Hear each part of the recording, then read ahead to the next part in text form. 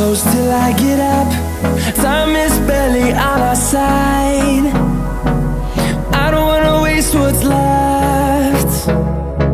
The storms we chase are leading us. Bismillahirrahmanirrahim. Assalamualaikum warahmatullahi wabarakatuh. Salam sehat luar biasa bersama SJ. Kali ini kita membahas masalah cara mengatasi hidung mampet dan penyebabnya, juga mengatasi sesak. Sebelum kami lanjutkan, silahkan subscribe bagi yang belum subscribe dan tekan lonceng supaya Anda tidak ketinggalan berita-berita dari kami. Orang yang divonis asam lambung, GERD, anxiety, dan sebagainya biasanya akan mempengaruhi hidung menjadi mampet atau sesak nafas, atau untuk tarik nafas itu berat sekali di hidung ini. Itu kenapa? Saat kondisi gas memenuhi ruangan lambung dan usus, maka lambung dan usus itu membesar seperti balon yang ditiup itu. Otomatis kulit lambung itu tertarik dan membesar sehingga menekan pembuluh darah dan saraf. Saat saraf tertekan, pembuluh darah tertekan, maka pembuluh darah itu akan menderita sehingga memicu sesak di dalam hidung. Nah, itu hidung kita akhirnya saat tarik nafas pun berat seperti orang pilek. Itu tak seperti orang pilek tetapi tidak berlendir dan tidak keluar cairan apa-apa. Tetapi kita berat sekali untuk tarik nafas lewat hidung itu.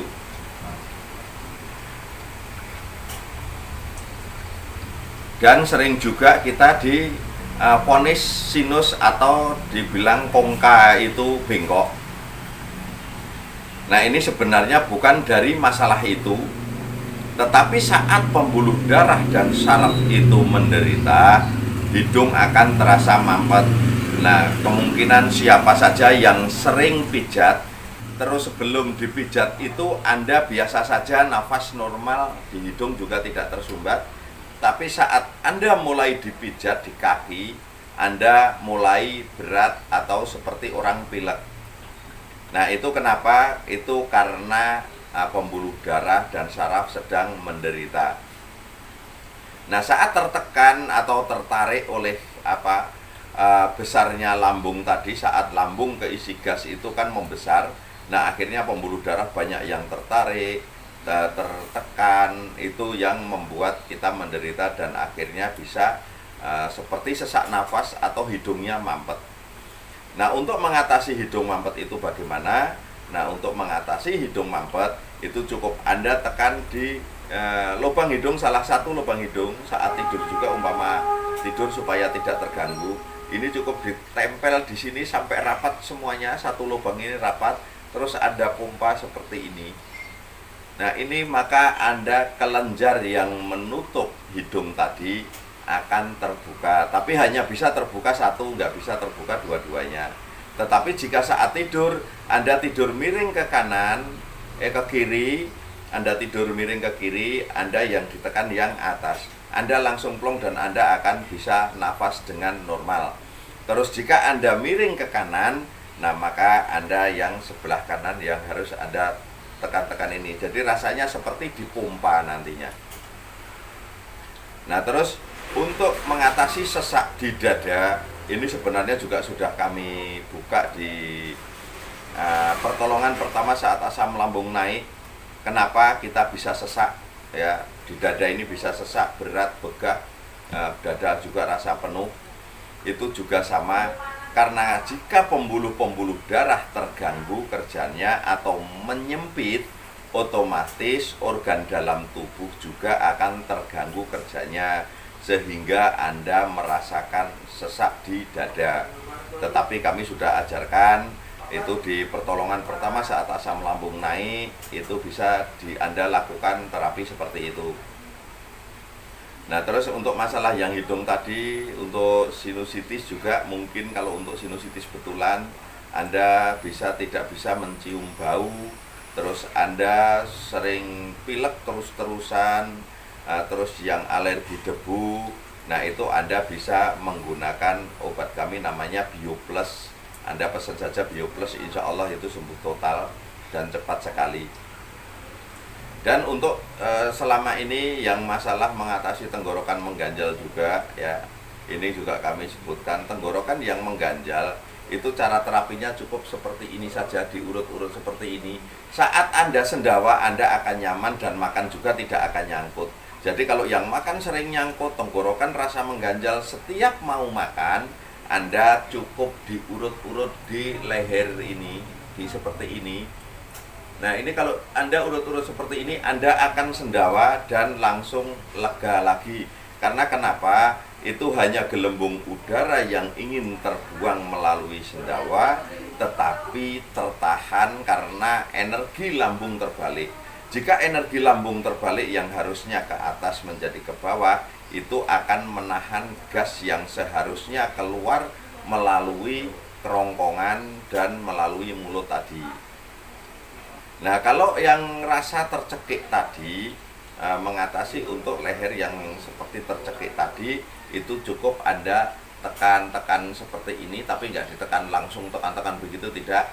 Saat terasa ada lendir di dalam tenggorokan ini ya, itu kalau tercekik juga diurut-urut seperti ini agak lega. Terus nanti kalau ada rasa lendir yang numpuk di dalam tenggorokan, nah itu ada tulang, ini ada tulang dua, ini taruh atasnya jari-jarinya, dua jari ini dorong sedikit saja ke dalam, terus batukkan gitu, maka itu lendirnya akan keluar.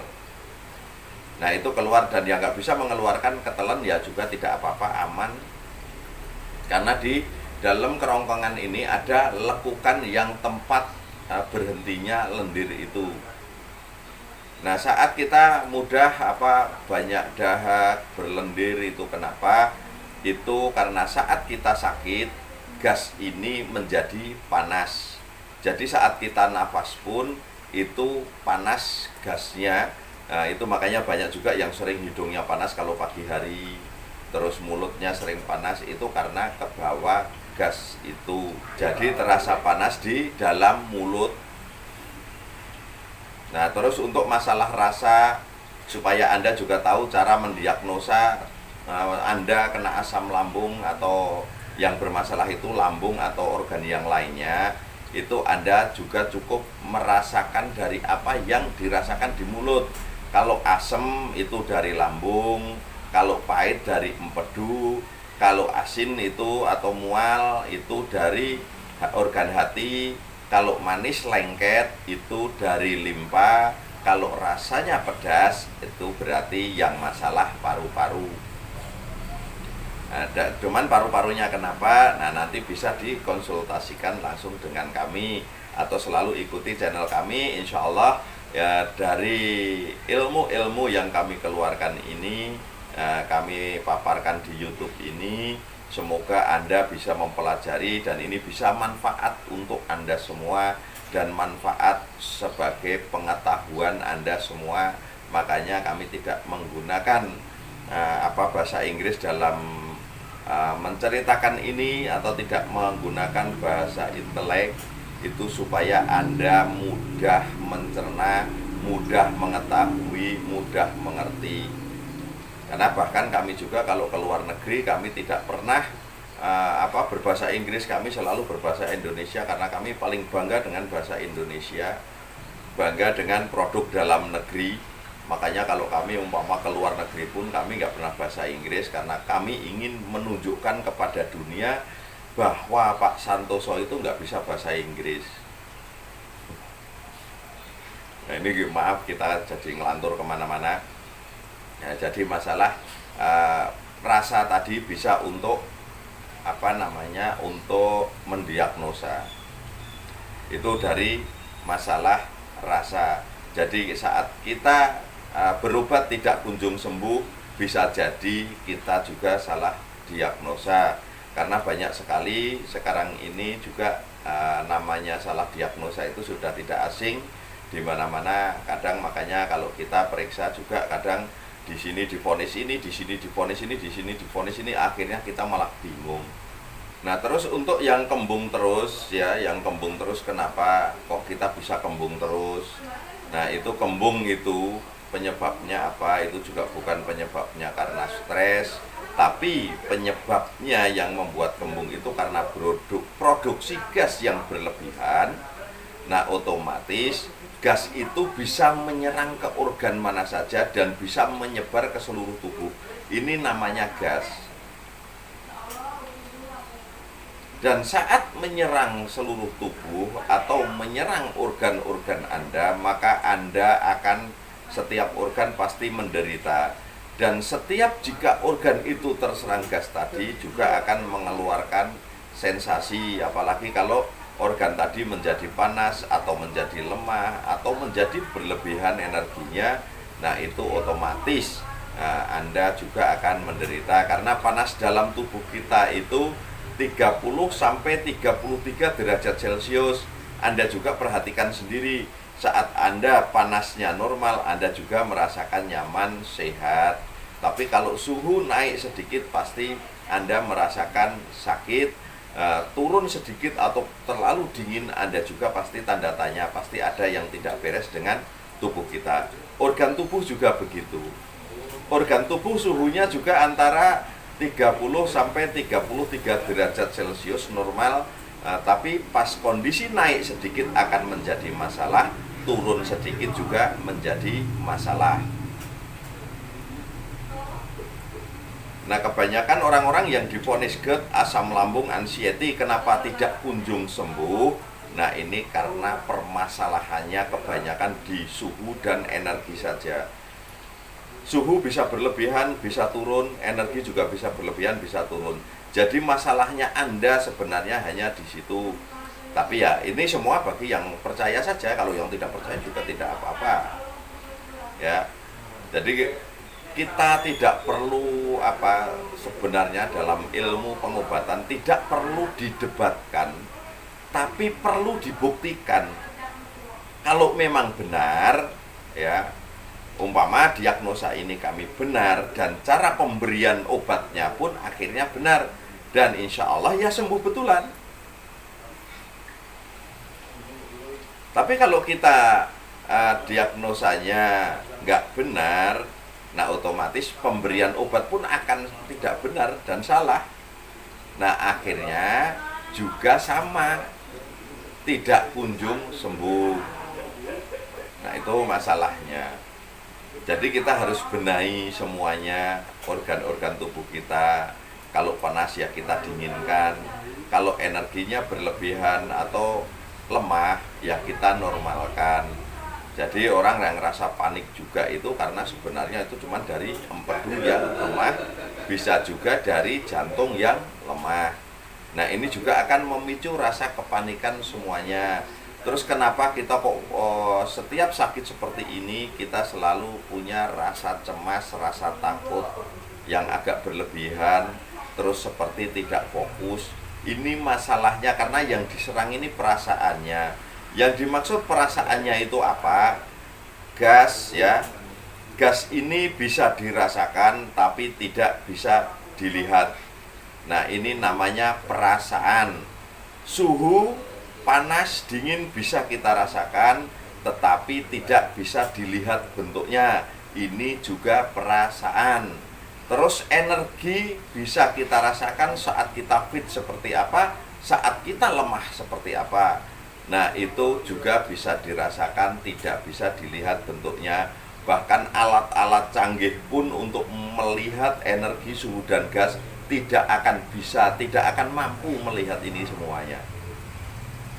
Nah, makanya kenapa kami sering sekali dan banyak sekali di YouTube kami ini sudah kami jelaskan semua. Mungkin di YouTube kami, bagi Anda yang ingin konsultasi dengan kami secara langsung kesulitan itu, jika Anda buka YouTube kami, itu jawaban sudah ada semua di dalam itu. Termasuk yang saat kami interaksi dengan pasien. Nah, kami memotivasi Anda langsung dengan buktinya, yaitu kepada para pasien secara langsung.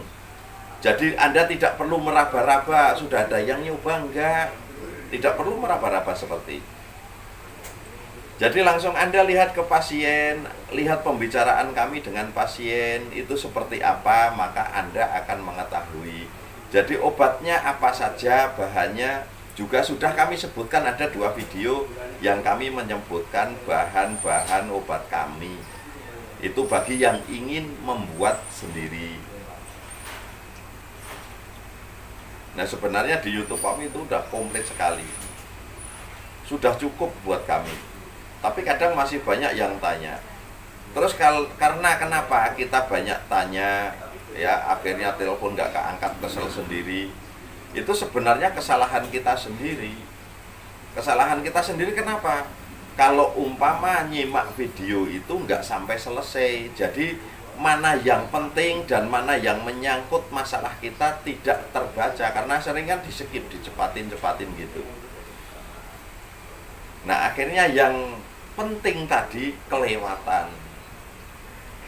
Nah, sedangkan Anda sendiri ingin sembuh, tapi saat diterangkan Anda sendiri kadang tidak mau karena wah ini tidak cocok dengan saya, ini tidak cocok dengan saya, tapi nggak diperlihatkan. Padahal di situ ilmu banyak sekali. Tapi nggak apa-apa, semua kami serahkan kepada Anda semua, dan karena kami juga bisa membantu orang-orang ini, belum bisa membantu banyak, jadi hanya paling sebulan berapa orang yang bisa kami bantu. Nggak mungkin semuanya bisa kami bantu, karena kenapa? Biaya juga besar. Nah, tetapi kalau kita mau mencari kesembuhan, benar-benar serius ingin sembuh, kita banyak berdoa dan berikhtiar. Berikhtiar ini wajib dan berpahala. Jadi kita harus tetap berikhtiar. Karena tugas manusia yang sedang sakit itu tugasnya cuma 3. Berdoa, berikhtiar, dan setelah berdoa dan berikhtiar, hasilnya tinggal serahkan kepada Allah. Cuman ini yang bisa kita lakukan, tidak ada yang lebih. Nah, cukup sampai di sini dulu saudaraku semua. Semoga yang masih sakit lekas diberikan kesembuhan secara total dan bisa beraktivitas lagi seperti semula, bisa memberikan kehidupan kepada anak istri lagi atau suami, bisa memberikan kebahagiaan kepada keluarga semua. Amin. Wassalamualaikum warahmatullahi wabarakatuh. Salam sehat bersama SJ.